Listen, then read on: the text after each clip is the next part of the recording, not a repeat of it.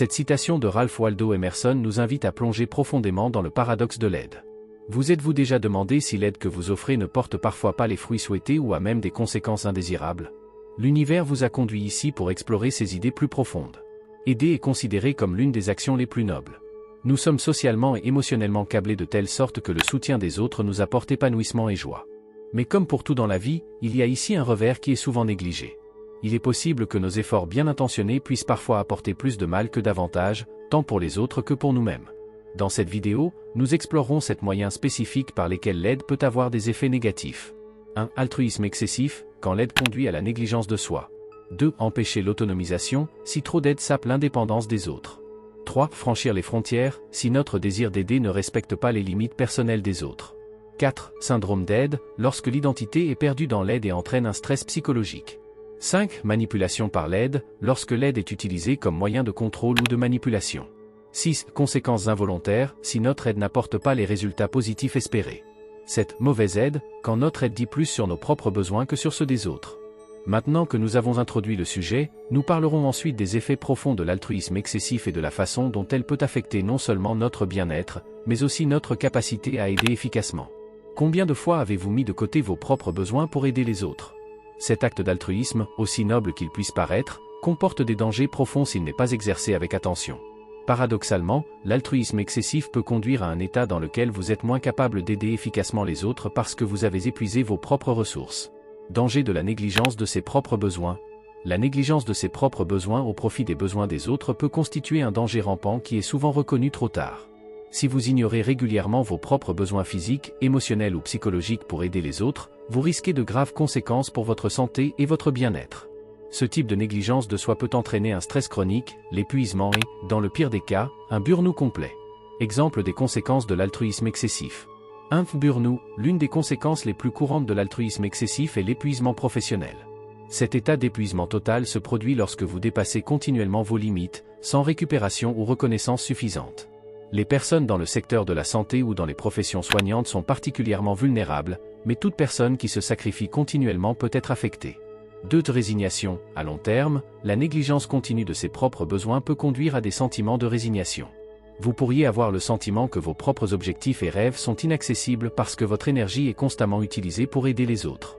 Cela peut conduire à un profond mécontentement à l'égard de sa propre vie. 3. Détérioration des relations. Ironiquement, l'altruisme excessif peut également avoir un impact négatif sur vos relations. Si vous vous négligez constamment, d'autres peuvent commencer à considérer cela comme une évidence, ou vous pourriez commencer à avoir du ressentiment parce que vos victimes ne sont pas appréciées de manière appropriée.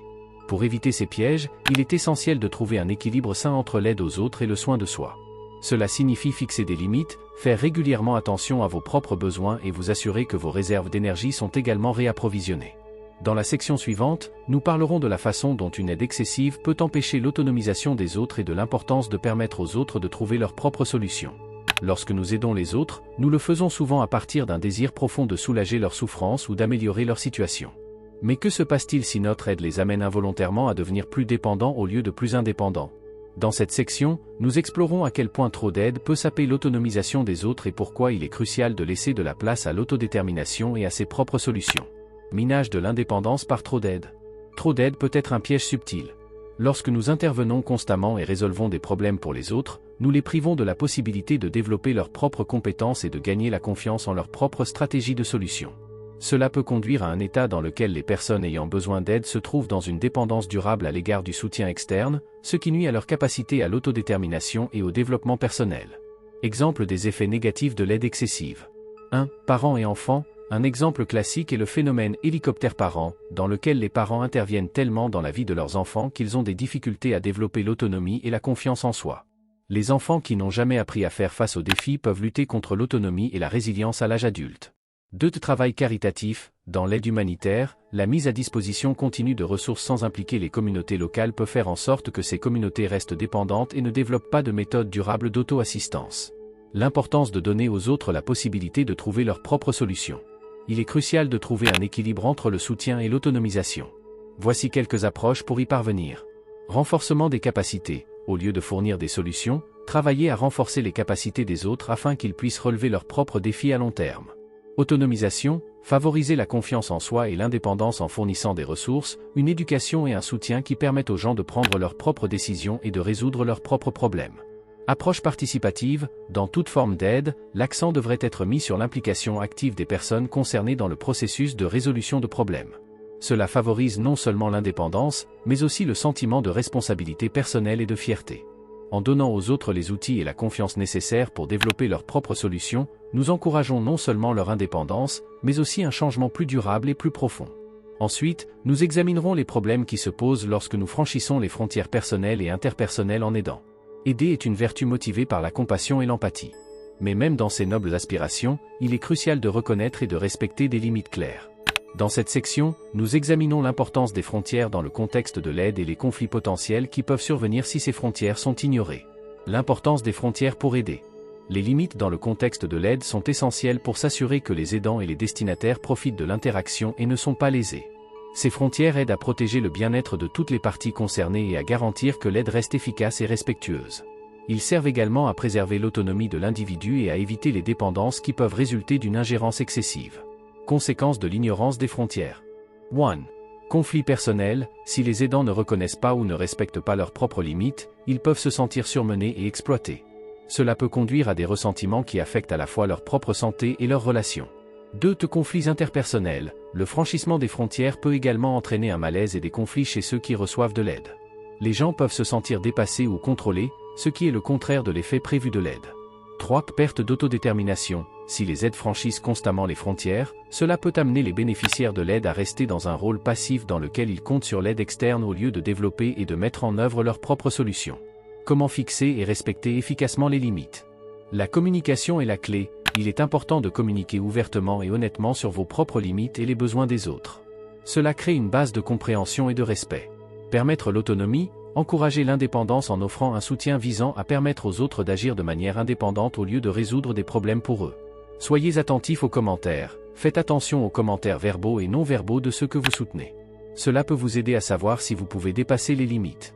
Pratiquez l'autoréflexion, vérifiez régulièrement vos motifs en aidant. Cela peut vous aider à mieux orienter vos actions et à vous assurer que vous aidez pour les bonnes raisons et que vous ne projetez pas vos propres besoins émotionnels ou psychologiques sur les autres. En apprenant à fixer des limites et à respecter, nous nous protégeons non seulement nous-mêmes et les autres, mais nous veillons également à ce que notre aide ait le plus grand effet positif possible. Ensuite, nous étudierons le phénomène du syndrome de l'aide et comment il peut affecter ceux qui aident régulièrement les autres. Le syndrome de l'aide est un concept souvent discuté dans des contextes psychologiques et thérapeutiques pour décrire une tendance excessive à l'aide qui va au-delà du niveau sain. Dans cette section, nous explorons ce qui constitue le syndrome de l'aide, comment il se développe et quels effets il peut avoir sur la santé mentale de la personne aidante. Définition et développement du syndrome de l'aide. Le syndrome de l'assistant décrit une situation dans laquelle une personne tire une grande partie de son estime de soi du rôle d'assistant. Les personnes atteintes du syndrome de l'aide se sentent souvent profondément obligées d'aider les autres, même si cela se fait au détriment de leurs propres besoins. Cette tendance peut provenir de différentes racines psychologiques, notamment une faible estime de soi, un besoin de reconnaissance ou des expériences antérieures qui leur ont fait comprendre que leurs propres besoins sont moins importants que ceux des autres. Effet du syndrome de l'aide sur la santé mentale. Burn-out, l'un des problèmes les plus courants associés au syndrome de l'aide est l'épuisement professionnel. Le stress psychologique et émotionnel continu associé au don constant sans soin de soi suffisant peut conduire à l'épuisement. 2. D'anxiété et dépression. À long terme, le syndrome de l'assistant peut également conduire à l'anxiété et à la dépression. Si les aidants se rendent compte que, malgré leurs efforts, ils ne peuvent pas résoudre tous les problèmes, ou s'ils sentent qu'ils ne reçoivent pas suffisamment de reconnaissance pour leurs efforts, ils peuvent ressentir du découragement et du désespoir. 3. Négliger leurs propres besoins. Les personnes atteintes du syndrome de l'aide ont tendance à négliger leurs propres besoins physiques, émotionnels et sociaux. Cette négligence peut entraîner divers problèmes de santé, du stress chronique aux maladies physiques graves. 4. Conflits relationnels. Se concentrer constamment sur les besoins des autres peut également conduire à des conflits dans les relations personnelles. Les partenaires ou les membres de la famille peuvent se sentir négligés ou frustrés par le besoin constant de l'aideur de prendre soin des autres. Pour faire face efficacement au syndrome de l'aide, il est important de prendre conscience de ses propres limites et de ses propres besoins. Cela peut être réalisé grâce au soutien thérapeutique, à l'autoréflexion et à l'apprentissage des techniques d'auto-soin. De même, il est crucial de trouver un équilibre entre donner et recevoir dans les relations interpersonnelles. Ensuite, nous étudierons comment l'aide peut parfois être utilisée comme moyen de manipulation ou de contrôle et comment reconnaître de telles situations et y réagir. Fournir de l'aide est souvent un acte de bonté, mais malheureusement, dans certains cas, elle peut également être utilisée comme une forme subtile de manipulation ou de contrôle. Dans cette section, nous explorerons comment l'aide peut être utilisée à mauvais escient pour manipuler les autres et quels signes d'avertissement peuvent l'indiquer. Comment l'aide est utilisée pour la manipulation. L'aide peut être utilisée comme outil à des fins de manipulation lorsqu'elle sert à mettre les destinataires dans une position de dépendance ou de culpabilité. Les manipulateurs offrent souvent de l'aide ou poussent leur soutien, non pas parce qu'ils ont vraiment le bien-être de l'autre à l'esprit, mais parce qu'ils veulent en tirer un avantage stratégique. Vous pouvez ensuite utiliser cette aide pour faire des demandes, exercer une influence ou amener les destinataires à se comporter d'une certaine manière qui profite à l'aideur. Exemple d'aide manipulatrice. 1. Insistance excessive, une personne offre à plusieurs reprises son aide, même après avoir été rejetée, et s'impose pour créer une dette ou une obligation. 2. D'aide conditionnelle, l'aide est offerte, mais liée à des conditions qui préfèrent l'aide. Par exemple, quelqu'un pourrait offrir de l'aide dans le ménage, mais demande en retour des faveurs personnelles inappropriées. 3. Générer un sentiment d'engagement. L'aide est présentée de telle sorte que le destinataire se sent extrêmement obligé de rendre quelque chose, souvent d'une manière disproportionnée par renière à l'aide initialement fournie. Signes avant-coureurs d'aide manipulatrice. Inconfort chez le destinataire de l'aide, si l'aide offerte provoque régulièrement un inconfort, du stress ou un sentiment de surmenage, cela peut être un signe d'aide manipulatrice. Réciprocité déséquilibrée, assurez-vous que la relation est fortement déséquilibrée, avec une personne qui donne constamment, ou fait semblant de donner, et une autre qui se sent obligée de recevoir et de rembourser constamment. Secret ou pression, les assistants manipulateurs ont tendance à faire pression ou à dissimuler leurs vrais motifs. Ils peuvent faire pression ou utiliser des abus émotionnels pour atteindre leurs objectifs. Il est important d'être conscient de ces dynamiques et de prendre activement des mesures pour reconnaître et aborder de tels modèles dans les relations. Fixer des limites claires et promouvoir une communication ouverte peut aider à prévenir la manipulation par l'aide et à promouvoir des relations plus saines. Ensuite, nous explorerons les conséquences involontaires qui peuvent survenir si l'aide n'apporte pas les résultats positifs souhaités. L'aide est souvent bien intentionnée, mais les résultats peuvent parfois être inattendus ou même nuisibles. Dans cette section, nous discutons de différentes situations dans lesquelles l'aide n'a pas les effets positifs escomptés et soulignons l'importance d'une évaluation minutieuse des conséquences potentielles de chaque aide. Situation avec des conséquences involontaires. 1. Surprotection, en aidant continuellement quelqu'un et en résolvant tous les problèmes pour lui, nous pourrions involontairement saper sa capacité à développer la confiance en soi et à agir de manière indépendante. Cette surprotection peut conduire à une dépendance dans laquelle la personne ne se sent pas sûre de prendre ses propres décisions ou de relever des défis sans aide. 2. Inadéquation culturelle, dans les situations d'aide transfrontalière ou interculturelle, ce qui est considéré comme utile dans une culture peut être perçu comme inapproprié ou irrespectueux dans une autre. Cela peut entraîner des malentendus et des tensions et aggraver la situation au lieu de l'améliorer. 3. Aggravation des problèmes existants. Parfois, l'aide offerte sans une compréhension complète des problèmes sous-jacents peut en fait aggraver ces problèmes. Par exemple, offrir une aide financière sans stratégie d'amélioration durable de la situation économique peut amener les bénéficiaires à rester dans un cycle de dépendance. Importance de l'évaluation de l'impact de l'aide. Afin d'éviter les conséquences négatives involontaires, il est essentiel de peser soigneusement les conséquences potentielles de chaque aide. Analyse approfondie des besoins, comprendre ce dont la personne ou la communauté a vraiment besoin est la première étape pour aider efficacement. Cela nécessite souvent une analyse approfondie et l'impliquer les personnes concernées dans le processus de planification.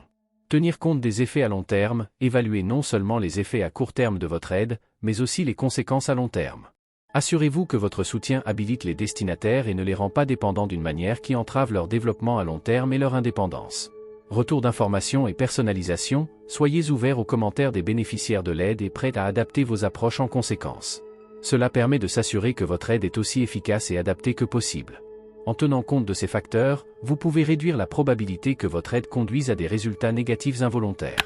Ensuite, nous examinerons comment l'aide est parfois offerte d'une manière qui dit plus sur les besoins de l'aideur que sur ceux du destinataire. Dans notre effort pour aider, il est crucial que nous nous demandions si notre aide est vraiment dans le meilleur intérêt de l'autre personne ou si elle sert principalement nos propres besoins. Ce chapitre met en lumière les différences entre l'aide réelle et la fausse et souligne l'importance de la réflexion sur ses propres motifs lors de l'aide. Aide réelle vs. Mauvaise aide. L'aide réelle est désintéressée et adaptée aux besoins du destinataire. Elle respecte l'autonomie du destinataire et vise à améliorer sa situation sans s'attendre à une contrepartie. En revanche, une mauvaise aide, bien qu'elle soit souvent masquée comme de l'aide, peut en fait correspondre davantage aux besoins ou aux souhaits de l'aide.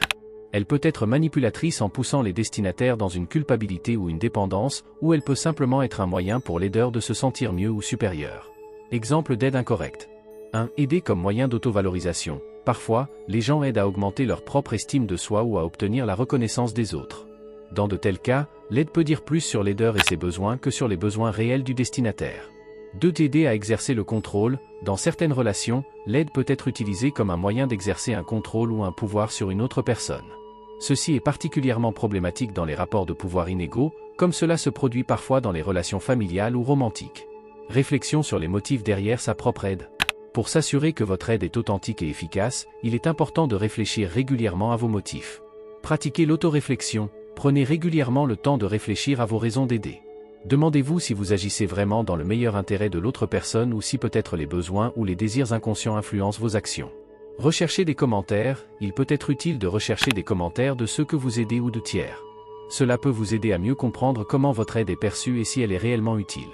Respectez les directives éthiques. Dans les contextes professionnels, tels que les services sociaux ou le conseil psychologique, le respect des directives éthiques peut aider à s'assurer que l'aide est dans le meilleur intérêt du client. En comprenant les différences entre l'aide réelle et fausse et en réfléchissant régulièrement à nos motifs, nous pouvons nous assurer que notre aide est à la fois honnête et efficace. Ensuite, nous examinerons comment vous pouvez créer un environnement de soutien qui vous soutient dans vos efforts pour aider efficacement. Nous avons fait un voyage en profondeur à travers les facettes complexes de l'aide, en explorant comment elle peut avoir un effet à la fois positif et négatif. Dans ce dernier chapitre, nous résumons les conclusions les plus importantes et proposons des conseils concrets sur la façon d'aider sans vous nuire ou nuire aux autres. Nous appelons également à développer une compréhension plus consciente de la façon dont nous fournissons de l'aide. Résumé des principales conclusions. 1. Évitez l'altruisme excessif. Veillez à ne pas négliger vos propres besoins. Des soins de soi sains sont essentiels pour éviter l'épuisement professionnel et pouvoir aider efficacement à long terme. 2. De l'autonomisation au lieu de promouvoir la dépendance. L'aide devrait viser à renforcer l'autonomie du destinataire et non à le mettre dans une dépendance. Autorisez les autres en les enchâchant à développer leurs propres solutions. 3. Respectez les limites. Vos propres limites et celles des autres sont importantes. Veillez à reconnaître et à respecter ces limites pour rendre les relations saines et l'aide efficace. 4. Soyez conscient de vos motivations. Réfléchissez régulièrement à vos motivations pour aider. Assurez-vous que votre aide est fournie pour les bonnes raisons et ne sert pas de moyen d'autovalorisation ou de contrôle. Aiguisez votre conscience de votre propre aide. Prenez le temps de repenser régulièrement vos approches d'aide. Demandez-vous s'ils sont vraiment dans le meilleur intérêt du destinataire et quels effets à long terme votre aide pourrait avoir. Fixez des limites saines. Apprenez à dire « non » lorsque l'aide devient trop écrasante ou que vos propres ressources sont épuisées. Fixer des limites n'est pas un signe de faiblesse, mais de respect de soi et de sagesse. Recherche d'équilibre. Équilibrez vos activités d'aide avec des activités qui vous apportent joie et repos. Cela aide à maintenir votre résilience et à promouvoir votre capacité à avoir un effet positif sur les autres. En intégrant ces principes dans votre vie, vous pouvez vous assurer que votre aide est la plus utile pour vous et pour ceux que vous aidez. Travaillons ensemble pour promouvoir une culture de l'aide consciente et saine.